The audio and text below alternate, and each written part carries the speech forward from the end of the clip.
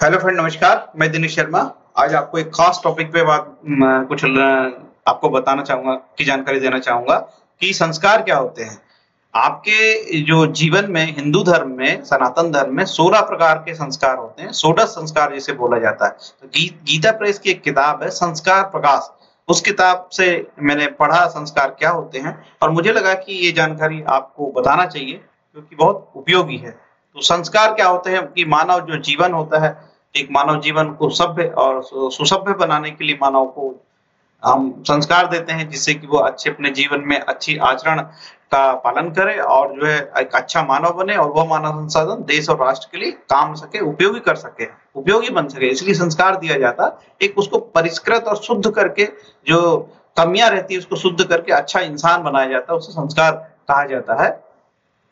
तो जो 16 संस्कारों की मुख्य बात होती है, संस्कारों में भेद है कि कुछ जो ग्रह सूत्र है जैसे आस्वलायन ग्रह सूत्र है या सीमा यो बौद्धायन ग्रह सूत्र है, पारस्कर ग्रह सूत्र है या वराह वराह ग्रह सूत्र है या वेखानस ग्रह सूत्र है। तो अलग अलग प्रकार के ग्रंथ में संस्कारों के बारे में अलग अलग बताया। कहीं कहता है कि गर्भाधान 16 संस्कार की बात करता है, कहीं 24 संस्कार 25 संस्कार है तो कहीं 46 संस्कार है। तो अलग अलग बताया, कहीं 46 संस्कार बताया है, 25 संस्कार बताया, कहीं 48 संस्कार बताया, कहीं 16 संस्कार बताया। लेकिन मोटा मोटा 16 संस्कारों पे जो है बात तय हो गई है। तो वो जो 16 संस्कार है उस संस्कार के विषय में ही मैं आपको ज्यादातर बताना पसंद करूंगा। सामान्यतः कुछ ग्रंथ में 25 बताया, कुछ में 16, कुछ में 48, लेकिन 16 संस्कार पे बात हुई है। स्मृति ग्रंथों में अलग अलग संस्कारों की बात कही है, लेकिन जो सर्वमान्य संस्कार हैं वो 16 इस प्रकार से हैं।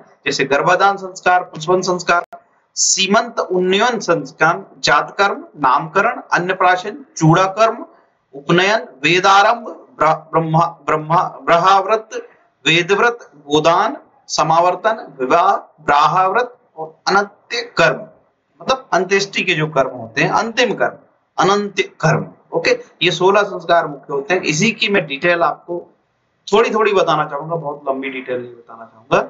गर्भाधान, पुंसवन और सीमांत उन्नयन, ये तीनों संस्कार जो है गर्भधारण के बाद होते हैं, मतलब बच्चे के जन्म से पहले। यह तीनों संस्कार बच्चे के जन्म के समय से पूर्व ही हो जाते हैं, यानी जब गर्भवती महिला हो तब यह संस्कार होते हैं।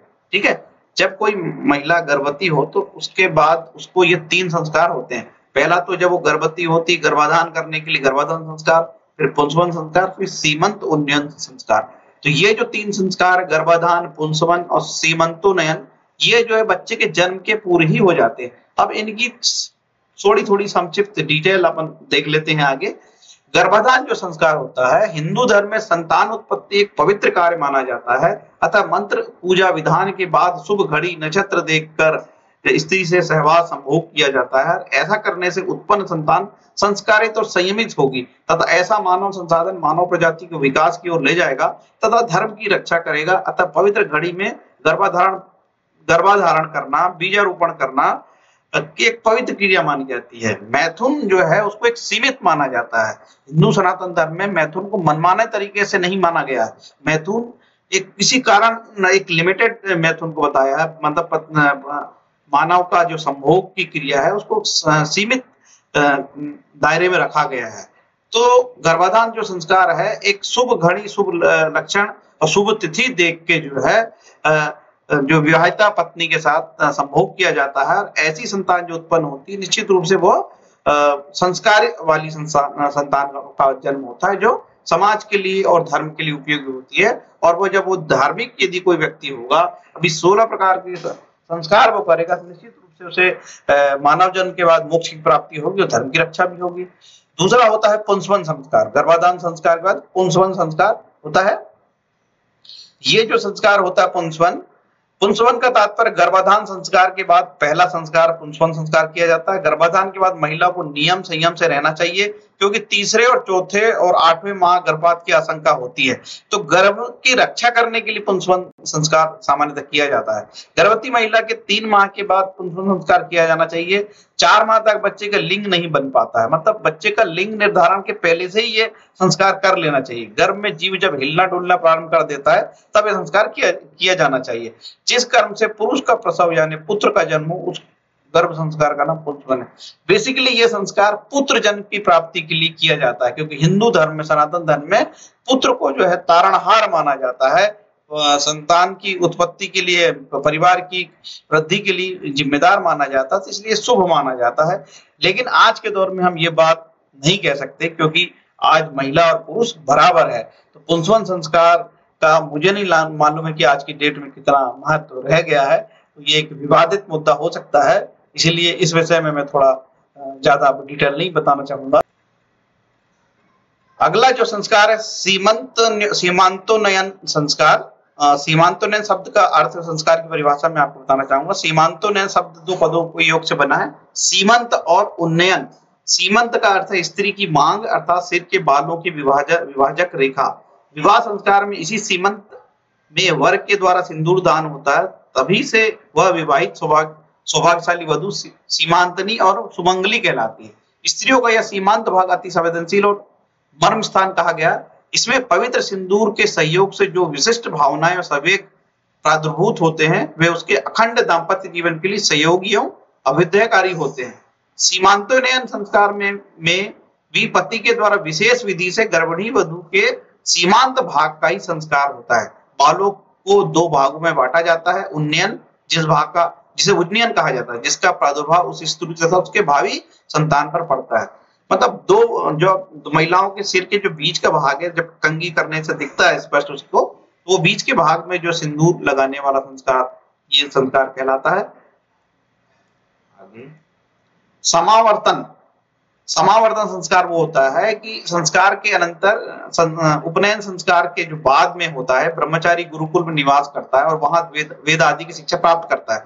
इस संस्कार में उसकी विद्या समाप्ति होती है और मंत्र अभिषेक पूर्वक गुरु की आज्ञा से स्नात होता है, मतलब पढ़ाई कंप्लीट होती है।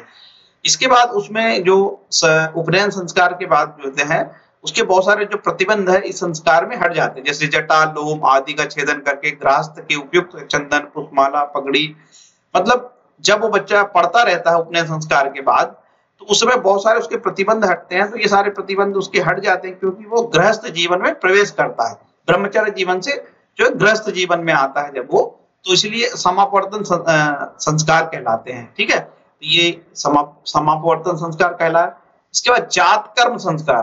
बालक के जन्म होने के पूर्व 3 संस्कार हो चुके होते हैं, गर्भदान, पुंसवन और सीमांतोन्नयन। पहला जन्म के बाद पहला संस्कार होता है जातकर्म संस्कार। ये जो जातकर्म संस्कार होता है प्राय सीमांतोन्नयन प्राय 8वें मास तक हो जाता है। उसके बाद लगभग 1 से 1.5 मास के अंदर प्रसव होता है। जन्म होने के बाद जो सबसे पहला संस्कार होता है उसी का नाम जातकर्म है।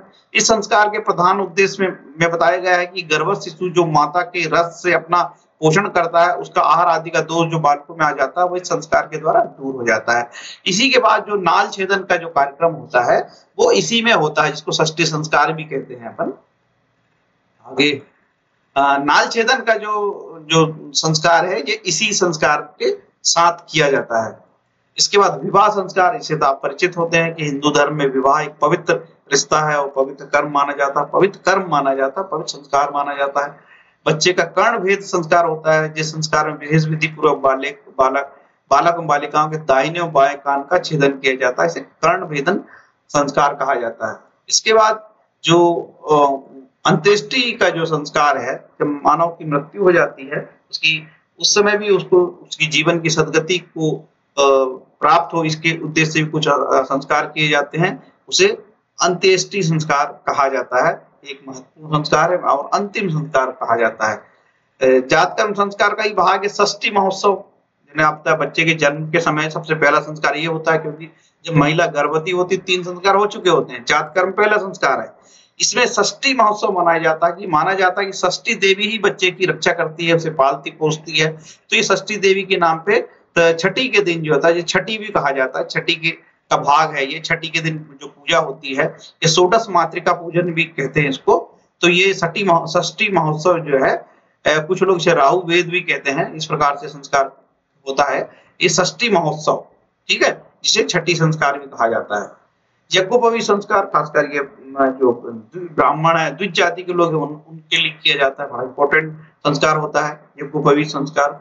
इसके बाद अन्नप्राशन संस्कार। ये जो अन्नप्राशन का जो संस्कार है, बच्चे जब छठवें माह में आ जाता है तो उसे अन्न का जो है दाना खिलाया जाता है, उसे अन्नप्राशन संस्कार कहलाया जाता है। इसका बड़ा रिलेटेड है आईसीडीएस में, महिला बाल विकास में भी बच्चे को 6 माह बाद ही, या स्वास्थ्य विभाग में बच्चों को भी 6 माह बाद ही कुछ पहला अन्न का दाना खाने की बात कही कहलाया जाता है। अल्प पूरक पोषण आहार छठे महीने से ही प्रारंभ किया जाता है। तो ये संस्कारों से ही हमारे जो कई चीजें, योजनाएं भी हमारी प्रभावित होती है और तो उससे उसी से लिया जाता है। तो ये अन्नप्राशन संस्कार के बारे में अधिकतर लोग जानते हैं इस संस्कार को। अक्षर आरंभ संस्कार, ये बच्चा जब पढ़ना आरंभ करता है तो उसका भी एक संस्कार होता है हमारे यहाँ कि जब वो पहली पढ़ाई चालू करता है तो उसको अक्षर आरंभ संस्कार कहते हैं। चूड़ाकर्म संस्कार, ये इस विग्रह के अनुसार चूड़ाकर्म संस्कार का अभिप्राय वह संस्कार जिसमें बालकों को चूड़ा अथवा शिखा धारण कराई जाए। इसको मुंडन संस्कार भी कहते हैं। जब बच्चे का मुंडन होता है, इसमें अनुष्ठेय मुख्य कार्य शिशु का केश मुंडन। यह संस्कार बल, आयु एवं तेज की वृद्धि के लिए किया जाने वाला संस्कार है। मुनिजन इस संस्कार के विषय में कहा है कि जन्म से प्रथम या तृतीय वर्ष में बालक का चूड़ाकर्म या मुंडन कराना चाहिए। एक संस्कार वेद आरंभ संस्कार है। बच्चा जब वेद के पहला अक्षर जब पढ़ता है तो उसको वेद आरंभ संस्कार कहा जाता है। प्रायः उपनयन संस्कार के ही दिन वेद आरंभ संस्कार कर लेते हैं। जैसा कि वेद आरंभ इस नाम से ही स्पष्ट है, इस संस्कार में आचार्य के द्वारा ब्रह्मचारी को अपना वेद शाखा का ज्ञान, मंत्रोपदेश कराया जाता है। योग्य याज्ञवल्लभ स्मृति में बताया गया है कि आचार्य कुमार का उपनयन करके उसे महाव्याहतियों के साथ वेद का अध्ययन कराएं और शौचाचार की शिक्षा भी प्रदान करें। वेद की जो शिक्षा के लिए जो है वेद अध्ययन, वेद आरंभ संस्कार ये होता है।